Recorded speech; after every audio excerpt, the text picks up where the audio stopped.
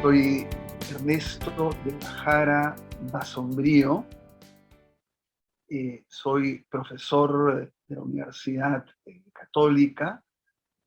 Bueno, y agradezco muchísimo a Juris Veritas por esta invitación, que además conozco su obra y su trabajo de hace muchísimos años y por supuesto que la admiro. Me encanta que gente joven como usted esté participando.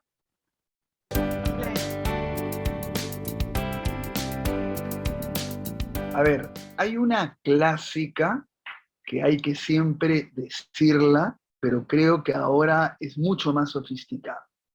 La primera modalidad clásica que se enfrentan los profesionales en el ámbito de la corrupción es la típica pago de coima, el uso del poder económico para pagarle a un auxiliar jurisdiccional, a un juez, a un fiscal, para que apuren el expediente, demoren el expediente, desaparezca un expediente o, lo fundamental, fallen en un sentido determinado el que yo quiera, no el que corresponda a derecho, sino el que me conviene a mí.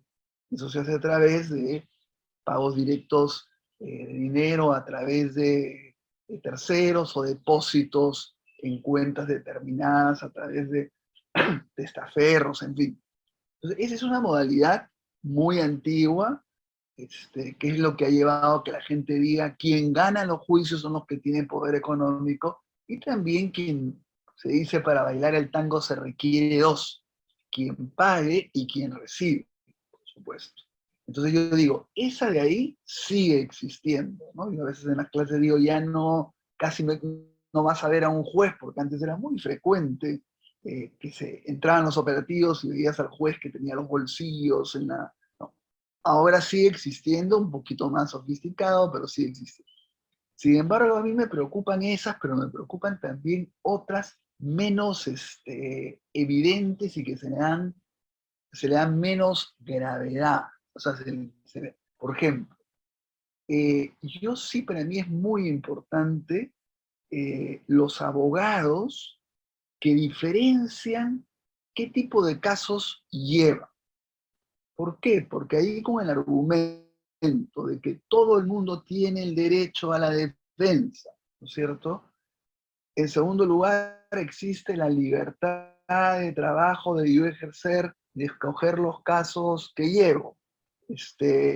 En tercer lugar, la presunción de inocencia. Estoy totalmente de acuerdo que todo eso existe.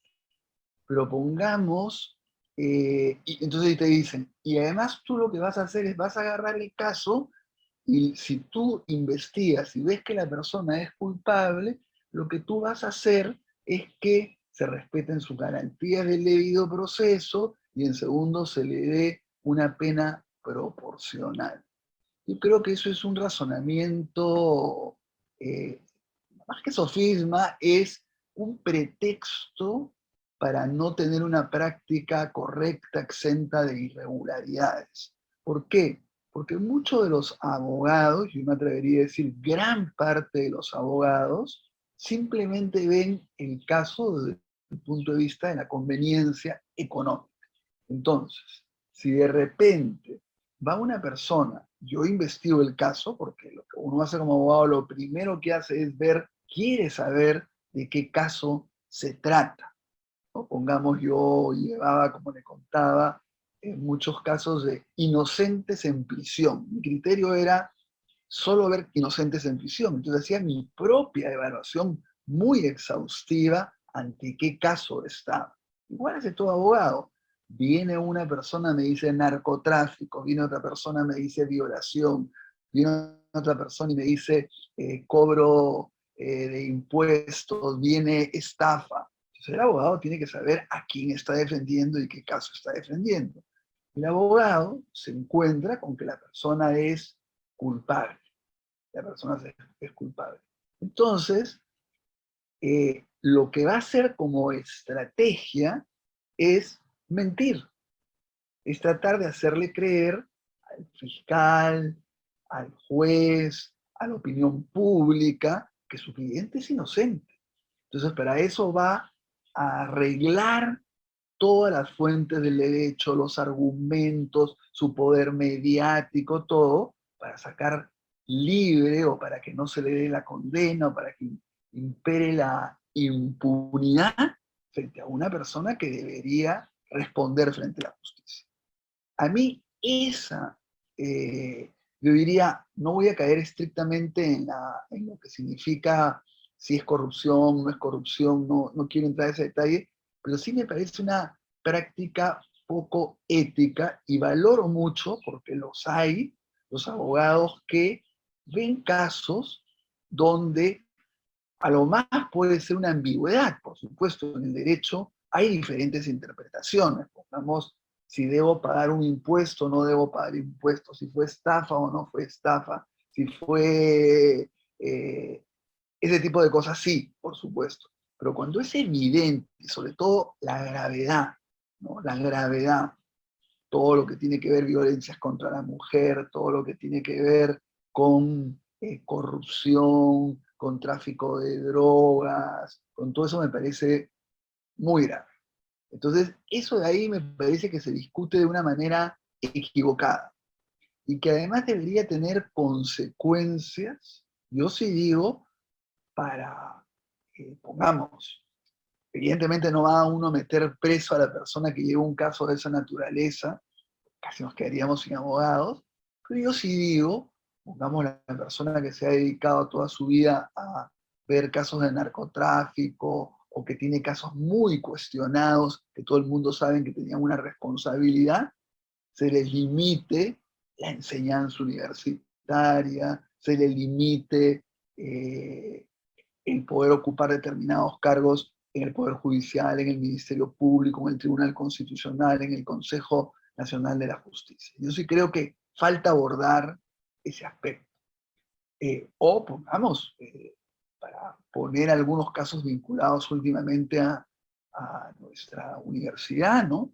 Hay algunos abogados, pongamos, yo creo que han participado de actividades que merecerían por lo menos ser discutidas, ¿no? Por ejemplo, estos grupos de estudios de abogados sobre el fraude. Es decir, no había ninguna prueba del fraude y de repente no es que dijeron yo voy a colaborar con la OMP y el jurado y ofrezco mis servicios para ver si ha habido fraude o no. No.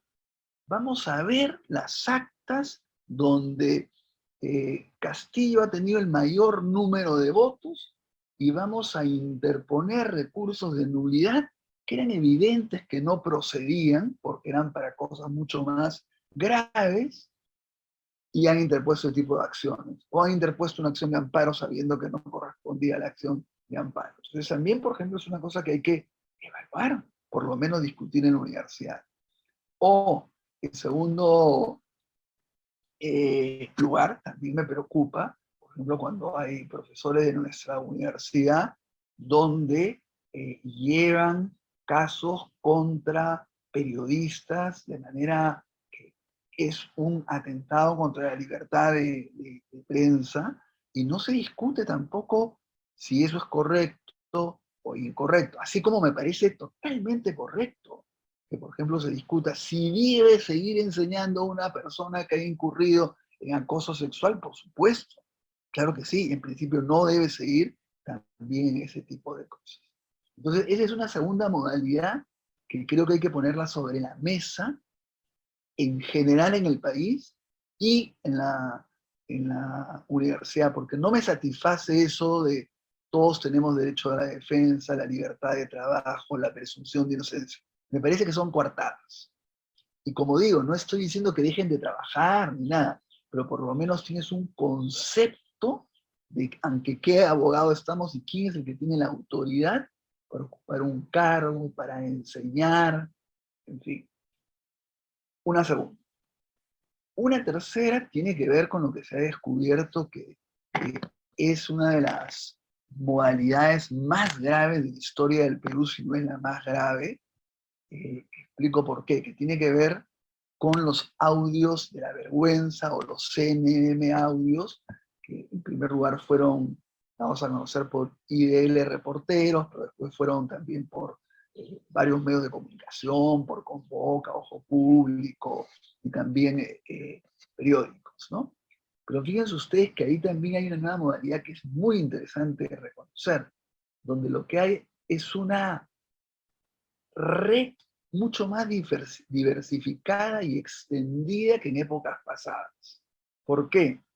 Porque ahí están jueces, fiscales, empresarios, congresistas, políticos, periodistas y hasta dirigentes sociales, gobernadores regionales. Entonces han creado toda una red en torno a los órganos del sistema de justicia. Entonces, en el sentido amplio, órganos del sistema de justicia, porque abarca el Congreso, ¿no es cierto? Abarca los abogados, abarca los jueces, abarca los fiscales, abarca el Consejo Nacional de la Magistratura, las facultades de derecho. Entonces, lo que se hace ahí es que se sabe que existe un sistema que yo lo puedo utilizar para muy diversas cosas.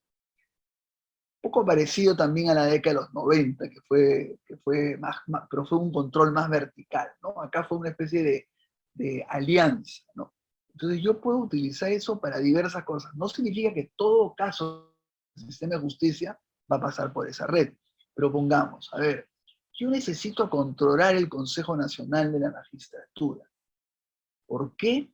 Porque él me va a nombrar a los jueces y fiscales que yo necesito para determinados casos. Entonces, yo me comunico con los miembros del Consejo Nacional de la Magistratura y a cambio le ofrezco nombrar en mi despacho a determinadas personas. Hay un intercambio de favores, desde pasajes para el mundial hasta tú me contratas a tal juez, yo te contrato a tal persona, yo te hago tal convenio con tal universidad que me va a traer una serie de réditos. O la típica, la famosa y nostrosa, ¿no? Que quieren que le reduzca la pena o lo absuelva a una persona que ha violado a un menor de edad. Entonces, o de repente quiero reunirme con el fiscal de la nación o con un vocal supremo porque quiero arreglar una casación y si esa casación sale a mi favor, este juicio que voy a tener siendo candidato político muy importante no va a encajar y se va a archivar. Esa es gravísima e involucra a muchísima gente y yo creo hasta ahora que si bien en la Junta Nacional de Justicia ha destituido a algunos, falta muchísimo. O sea, está lleno el sistema de justicia de magistrados, pero también de abogados. A ver, ¿qué otra cosa más? Yo sí creo, a ver, indudablemente uno no puede juzgar ni a los abogados, ni a los jueces, ni a los fiscales por el sentido de su posición. Eso debe ser en principio por la independencia, la autonomía, la libertad de criterio. Totalmente de acuerdo. Ese debe ser el principio, el punto de partida. Pero yo sí creo que hay casos extremos. Hay casos extremos. Es decir, si uno ve que uno presenta una demanda o una denuncia o expide una resolución o un dictamen con fundamentos totalmente no válidos. Es decir, que estoy forzando las cosas de tal manera que uno puede decir, ¿qué es esto? Al punto que tiene cuestionamientos de la Comisión Interamericana, de la Corte Interamericana, de diferentes organismos. Yo sí creo que eso es un ejercicio irregular de la profesión. Es un ejercicio irregular de la profesión. Y no tengo ningún inconveniente en ponerlo como que es un tema que debería discutirse. Los conozco, los aprecio, y por eso mismo me llama la atención. Vamos, a mí me parece que la sentencia del Tribunal Constitucional con voto dirimente a favor del indulto que se dio a Fujimori del 2017, es una sentencia muy, muy cuestionable, pero no por el sentido de, sino por cómo está fundamentada. La sentencia de 9 páginas, 11 páginas, donde muchas de las cosas que dicen son inexactas, no son verdad, son argumentos jurídicos totalmente superados ya por la jurisprudencia internacional, y que hay otra magistrada del Tribunal Constitucional, como es Ledesma, que refuta uno por uno y se lo dice, incluso acusa de cosas graves, no han tenido en el expediente los exámenes médicos, no han tenido. Yo sí creo que es una irregularidad que hay que discutir.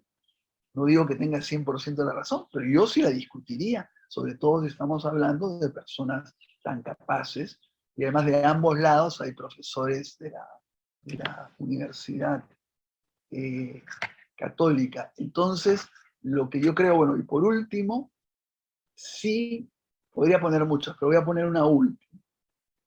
El ejercicio profesional como profesor, ¿ya?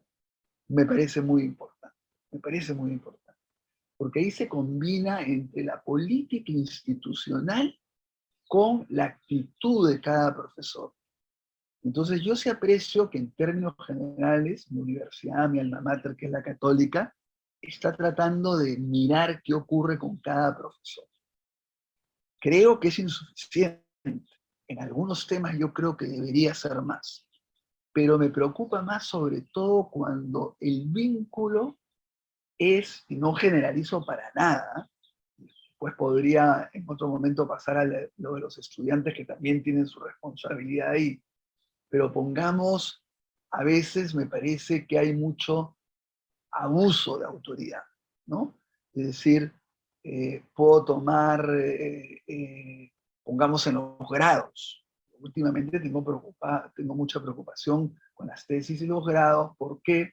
Porque veo mucha libertad, entre comillas, a qué hace, o sea, la dificultad que tienen los estudiantes para graduarse. Yo creo que una universidad, si tú terminas en la católica, la universidad te debe dar las condiciones para que tú termines de ser abogado y apoyarte en eso. Y no soltarte a ver, tú ve qué haces. Si haces tu tesis, si haces tu grado, si haces tu curso de segunda especialidad, si haces tú esto, y ya depende del profesor. El profesor si quiere cumple los plazos, si quiere no cumple los plazos. El profesor y no tiene ninguna sanción, te pone, en fin, yo creo ahí, por ejemplo, que debería haber un reglamento mucho más acotado, minucioso, preocupado por el estudiante. Igual, en términos de la calidad de las clases, de la preparación, en términos de las evaluaciones, sí creo que debe haber una responsabilidad. Y por supuesto, todo lo que es el tema del acoso sexual, del uso del poder para cuestiones vinculadas a acoso. Yo creo que es un gran avance que ya no se vea como una cosa, una mala crianza, una palomilla del profesor, sino ya pasado a ser un delito y que eso te lleve. Pero ojo, también tengo la misma claridad para decirlo y sin ningún problema. Sí creo que debe ser, por supuesto, es un delito especial por el tipo de delito que es, y por lo tanto el testimonio de la víctima tiene mucho más importante, la reserva de la persona, todo eso, yo estoy de acuerdo. Pero siempre debe haber la oportunidad, por supuesto, caso por caso, de que la persona pueda también defenderse. Eso es lo que estoy diciendo. Bueno, ahí me quedo porque tengo muchas modalidades más, pero creo que he ampliado el concepto de irregularidad en el ejercicio ético.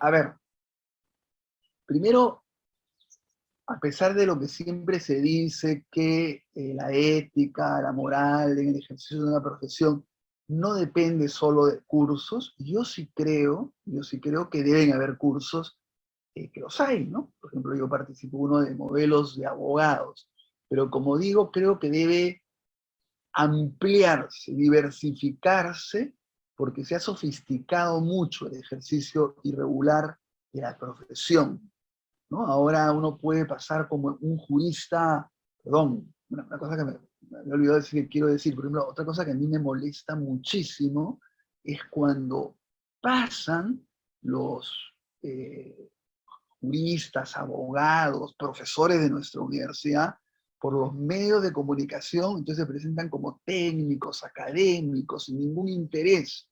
Y tú sabes que son abogados de los casos que están defendiendo en televisión o casos similares, entonces que tienen conflicto de intereses. Entonces lo que tiene que hacer esa persona, y no digo que no opinar, pero decir, por si acaso, yo estoy patrocinando este caso, o por si acaso yo estoy patrocinando casos vinculados a lavados de activos o casos de prisión preventiva, entonces lo que salga de acá me va a beneficiar. Eso también es una cosa que no se...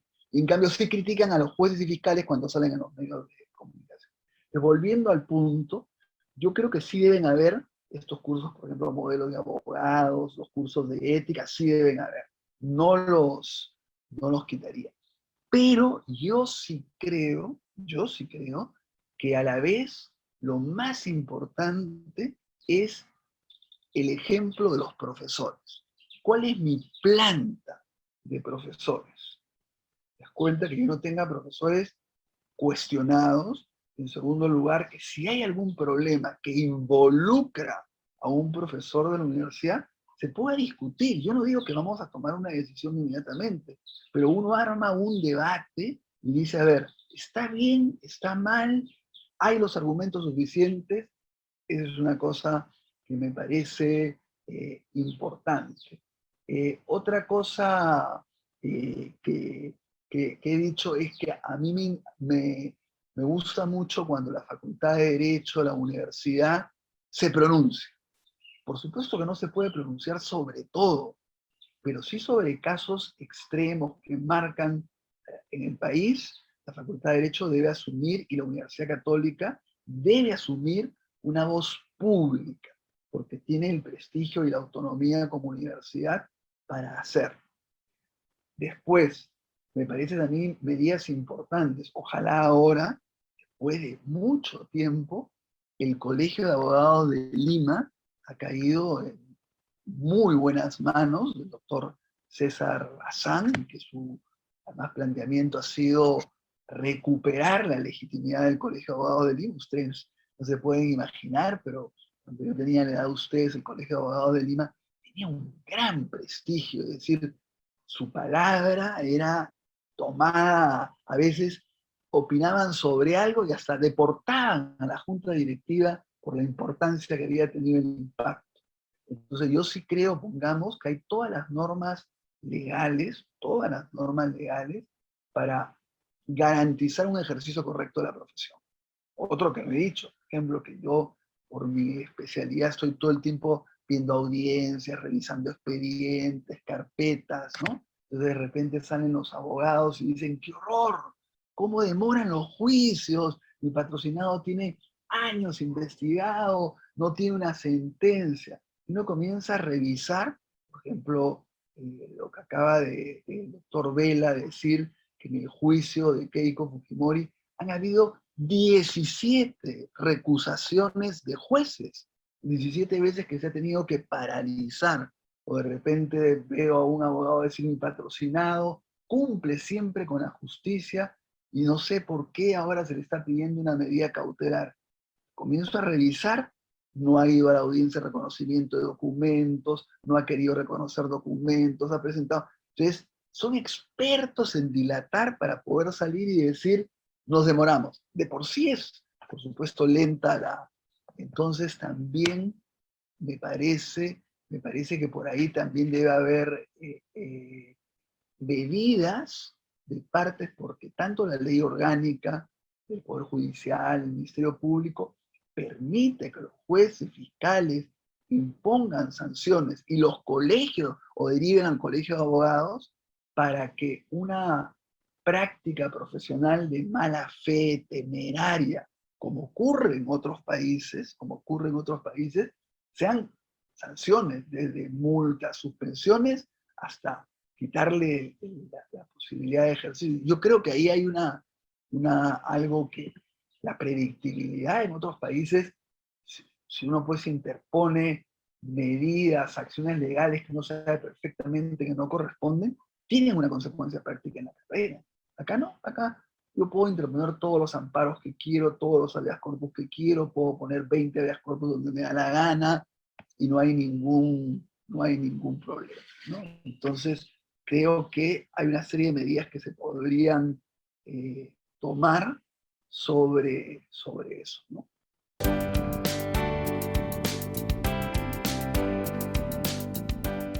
Yo creo que, por supuesto, a ver, una de las riquezas del derecho y de la justicia es que hay muchas cosas que son discutibles, en el sentido que tienes argumentos a favor, argumentos en contra, posibilidades de salidas diferentes. Eso es lo que más valoro, ¿no? Es lo que más valoro. Pero yo creo, pongamos que ahora hay una especie de perversión del derecho y de la justicia. ¿En qué sentido? En que yo sostengo ante la opinión pública lo que me conviene. Entonces, si a mí me conviene decir que si cae el presidente y vicepresidente, la presidenta del Congreso debe convocar a elecciones solamente presidenciales y no generales, entonces van a haber un ejército de expertos en que van a salir a sostener eso sin mayores argumentos. O en otros casos puede ser también al revés. ¿Se dan cuenta? No hay. Entonces yo creo que también ese aspecto de una rigurosidad frente a lo que es el derecho está haciendo falta, está haciendo muy laxo, está cayendo, ya no hay límites, no se sanciona ni académica, ni moralmente, y se saltea, o sea, se pasa como, sí, pues, el nombre, lo dijo fulano de tal, entonces eso es lo importante. Y yo creo que no, y creo que estamos por eso desprestigiando también el derecho, que todo el mundo dice, medio de comunicación que quiere ir a una línea, invita a estos de acá, medio que quiere ir en otra línea, invita a estos de acá. Entonces, eso también debería haber una especie de control, ¿no? Pero para mí el ejercicio tiene que ver fundamentalmente con un tema de honestidad, de conciencia, de voy a definir las cosas de acuerdo a mis criterios, porque eso es importantísimo, la independencia que uno tiene, pero en función de argumentos sólidos, consistentes, que yo pueda defender de verdad y no de intereses, conveniencias, ofrecimientos, que yo sí creo que es lo que prima ahora. Bueno, claro, yo vengo, es cierto, de un sector que es más fácil poder hacerlo, porque la sociedad civil funciona muchas veces, o sea, hay un cobro de casos flexibles, pero tiene cooperación internacional, entonces yo me puedo dar el lujo, y me he dado en 1000 ocasiones, de no solamente casos ya de derechos humanos, sino casos vinculados, por ejemplo, a Odebrecht, casos vinculados a prisión preventiva, que me han pedido que yo justamente, que soy una persona que no está metida en esos tipos de casos por intereses, defienda. Entonces yo he agarrado y he dicho, no, ¿por qué? Porque a mí me parece que esto va a ser utilizado a favor de una causa que yo no creo, que yo creo que más bien la persona es culpable, o yo creo que la prisión preventiva debe ser excepcional, pero en este caso procede la prisión preventiva, entonces no voy a ir a defender lo contrario. Y por supuesto, la tentación es sumamente grande desde el punto de vista económico, pero claro, Yo hoy hablo con un juez y un fiscal y le digo, pero doctor, fíjense usted, yo le estoy presentando estos argumentos, hablando dentro del proceso, no por lo bajo. El mismo juez me hace una broma y me dice, doctor, y cuando trabajaba, porque ya no trabajo en el IDL, y me decía, y cuando me voten, usted me va a contratar en el IDL, porque claro, o sea, también es difícil el asunto, pero yo sí creo que hay mucho y me parece muy bien que ustedes pongan el tema del ejercicio regular, ético de la profesión y lo amplíen, lo sofistiquen, no tengan miedo de enfrentarse a determinados nombres para discutirlo, ponerlo sobre la mesa, ¿no? Muy bien.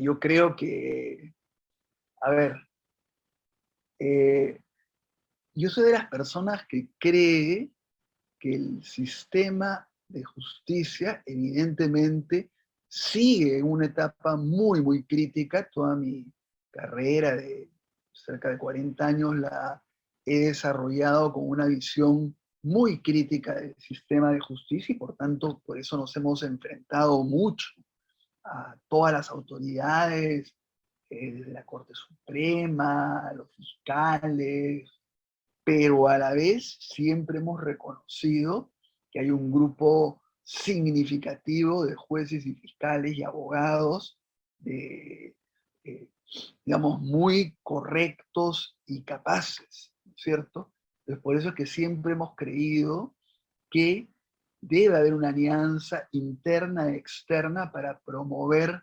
cambios y en segundo lugar, a la vez, no se promueven estos cambios porque es muy fuerte la alianza interna y externa que le conviene que el derecho, la justicia estén como estén, corruptos, ineficientes, lentos, poco poderosos.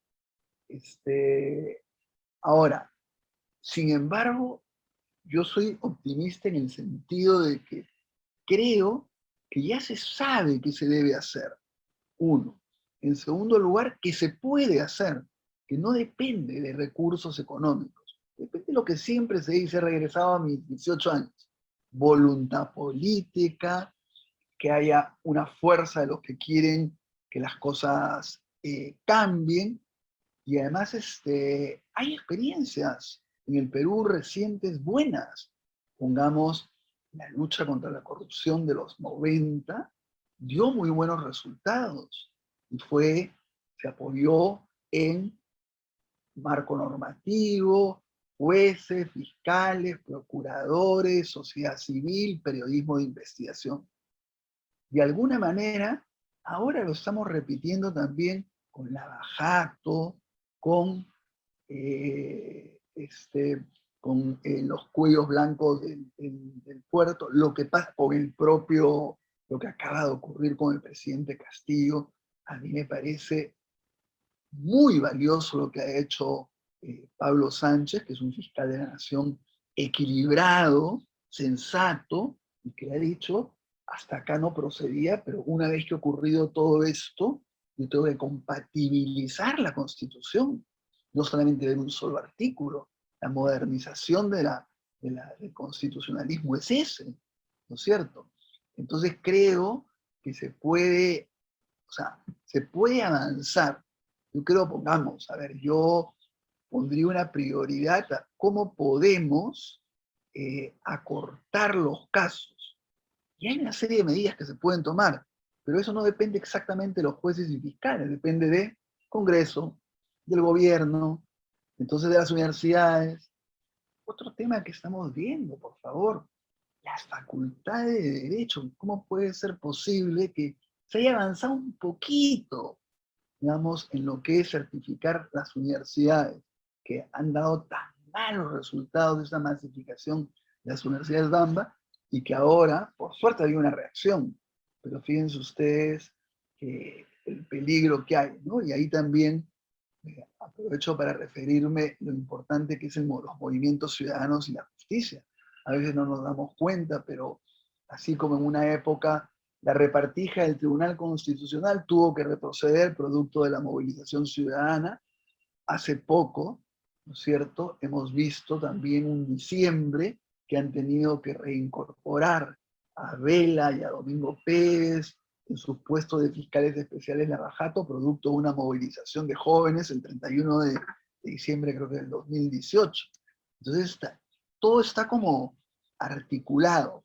Y por eso yo en parte me dedico en la universidad a tratar de hacer que los que van a derecho, por supuesto, pero también los que no van a derecho y en general, en cursos a periodistas, sepan bien, o sea, deje de ser hermético el mundo de la justicia para que cada uno pueda saber cuándo actúa bien y cuándo actúa mal. Porque hay un tráfico de información y de malas actuaciones y de falsas verdades y de fake news sobre la justicia hoy en día que a mí me espanta y que por eso es tan importante saber. Hay que perderle el miedo, porque lo que pasa es que los mismos abogados tratamos que esto sea en las catacumbas, nadie conozca nada, se hable en difícil, sea técnico, hermético, cerrado, cuando no lo es, cuando no lo es. Entonces creo que por ahí también hay mucho, mucho que hacer, como está haciendo ustedes, y que los vuelvo a felicitar. Vuelvo a agradecer a Jus Veritas por la invitación. Conozco desde hace muchos años su gran trabajo, su gran labor. He colaborado en varias oportunidades, de diferentes maneras.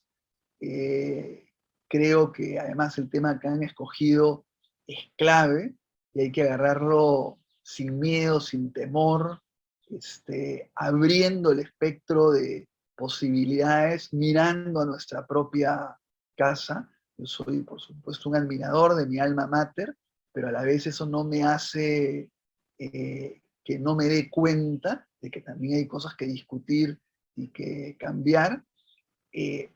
Ojo, también quería decir que ahora hemos tocado mucho la parte de los profesores, pero ojo, también hay mucho de parte de los propios estudiantes de la misma carrera, ¿no? Pongamos, yo,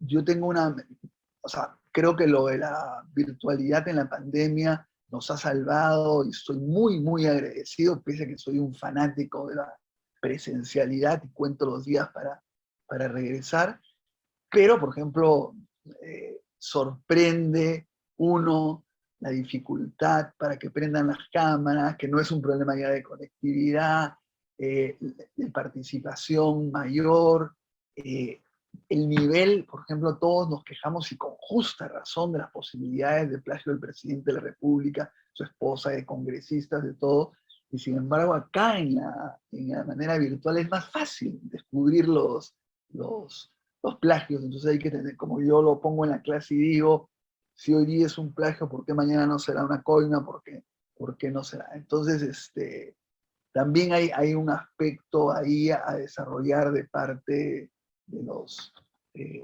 alumnos, pero, como les digo, yo creo que es muy, muy importante que existan instituciones como la de ustedes, que se mantengan con el tiempo, la participación de la juventud en todo este tipo de actividades me parece clave, me parece clave. No soy de los que dice los jóvenes a la acción, los viejos a la tumba, porque yo trabajo con muchas generaciones y creo que la fórmula perfecta me parece juventud, generación intermedia, muchachones y adulto mayor. Me encanta esa combinación, creo que cada uno puede aportar.